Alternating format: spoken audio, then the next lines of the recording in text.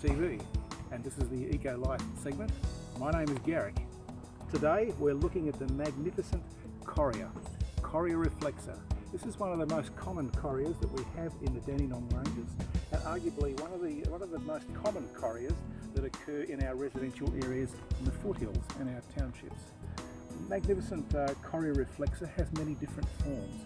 This is a foothills form from the southern Yarra Ranges, and it has these lovely yellow and green flowers which provide magnificent nectar for your nectar feeding birds, butterflies and insects. And those insects and butterflies and birds that use this plant and obtain their food from it need to have a long beak or a long proboscis or a long tongue to actually reach the source of the nectar at the bottom of the flower.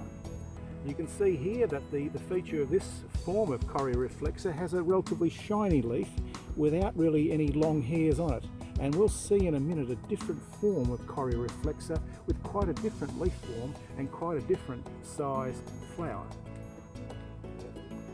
Here we are here, it's Garrick again, and in our Eco Life segment for today we're talking about different forms of Correa Reflexa that are available in the Yarra Ranges that naturally occur. And here we have an interesting form of Correa Reflexa, a small leafed version. Now this is a very dainty little plant, but the tiny leaves are quite specific and quite noticeable. But we still have that common feature of course of Correa Reflexa, and that is the long tubular flower with the stamens flower parts sticking out at the end there. And you can see though it's a very dainty plant. It doesn't really grow much larger than this, but it's a plant that's also favoured by our black wallabies, and so it's a plant that's commonly pruned back by those animals. This one here has had a bit of pruning in the past, but this is another wonderful plant that will grow very well in the backyard and enjoy many conditions of part shade, full shade, not so much full shade, partial shade or full sun. A plant that loves to live also under the canopy of our large trees and shrubs and dandelions. So this is the small leaf form of Correa Reflexa. We can now move to another form of Correa Reflexa. Over here we have Correa Reflexa with a very different leaf form.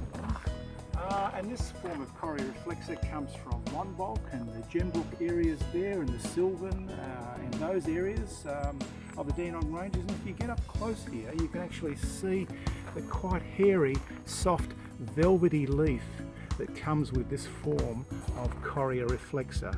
Quite a larger leaf and a rough leaf, a little bit like a hound's tongue finish on it, quite abrasive.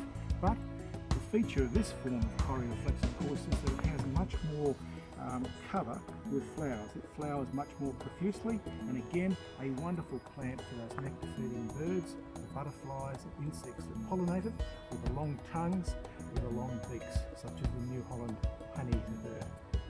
Another wonderful addition to your garden, and something that's actually a special feature of the Yarra Ranges. This has been Garrick for the Yarra Ranges for Life Eco Life segment. Look forward to seeing you again.